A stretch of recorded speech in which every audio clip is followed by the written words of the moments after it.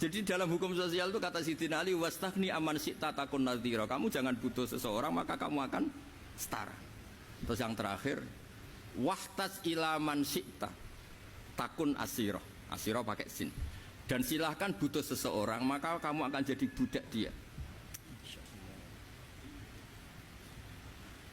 Ya coba misalnya Anda seorang profesor, seorang alim, seorang kiai top.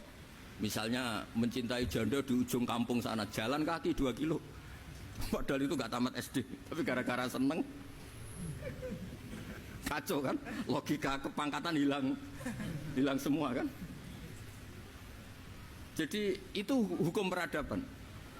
Itu mewakili isi-isi sosial yang diterangkan Quran. Ya, jadi paketnya 3 tadi ya. Ahsin man syi'ta takun amirah. Kamu berbuat baik sama seseorang maka kamu bisa memimpin. Wastaghni amman syi'ta takun nadhira. Kamu jangan butuh seseorang maka kamu akan setara. Mbok kamu ketemu orang terkaya di dunia. Ya ketemu orang terkaya di dunia, kamu jejer, kamu tidak butuh dia. Tenang kan bisa setara kan? Tapi kalau butuh harus sopan, ngajukan proposal, harus berakhlak karimah. Makanya sekarang Anda kok berakhlak kenapa? Ternyata mau nyalek. Biasanya Anda berakhlak kok berakhlak. Ada apa ini? Makanya guyonan di Rembang itu Beb Husain ini. Kalau ada orang udah tidak sopan sama temannya, temannya curiga, kok tumben sopan, mau utang ya?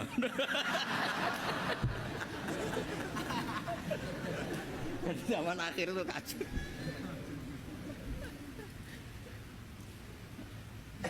Ya di semua daerah gitu ya sama Pak Rektor ya. Kalau ada teman biasanya nggak sopan kok sopan, itu temannya curiga. Ini Pak Rektor UI ikut kaji. Kok tumben sopan, ada apa ya? Karena di mana-mana orang butuh itu pasti beretika. Kamu punya teman paling berdua, kalau mau utang berakhlak gak?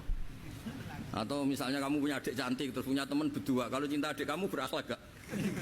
Biasanya nggak sama sekali gak berakhlak. Gara-gara butuh menjadi berakhlak. Ya jadi hukum sosial itu ya kuncinya 3 tadi. Ahsin man syi'ta takun amirah. Wastaghni amman syi'ta takun nadhira. Terus wahtas ila man syi'ta takun asira. Kalau kamu butuh seseorang pasti kamu dibikin hina. Asir itu tawanan. Nah, Quran itu bicara sosial itu lengkap. Dan itu yang nunggui kita.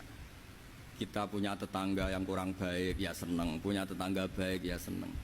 Kata Imam Syafi'i, saya berkali-kali cerita, kok seneng semua Imam Syafi'i? Ya bagus lah, kalau yang seneng saya enak lah, dijak jagongan, dijak ngopi enak. Yang nggak seneng saya, gak ngarah utang. Uang itu nak, kamu punya tetangga gak seneng kamu, aman kan? Aman. Gak akan pinjem uang kan, pinjem mobil, nggak seneng kok.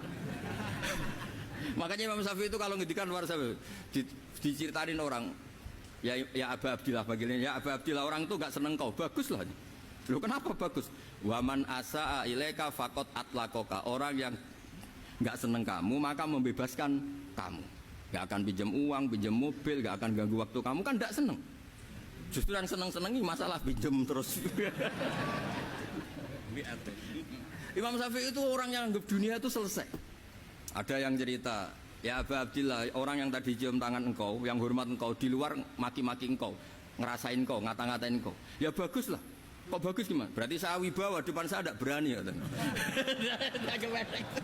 Berarti saya wibawa, di depan saya tidak berani kan? Berarti itu makomnya sudah kulillah sumadarhum fi khawdihim yal'abun. Sudah dunia itu selesai, sudah agak penting semua. Nah itu kalau kamu anak-anak beki ahli Quran, sudah ayatnya kulillah sumadarhum fi khawdihim yal'abun. Sudah lihat Allah saja agak penting, makhluk-makhluk itu dah makhluk semua agak penting, sepenting Allah. Nah kita ini ditunggoni mukjizat seperti itu. Bayangkan misalnya kita ditunggoni tongkatnya Nabi Musa. Saya ngajar di sini terus ini tongkat.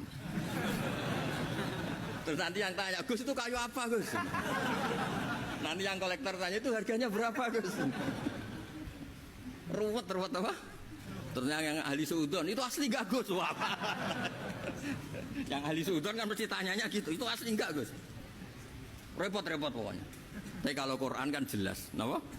Jelas.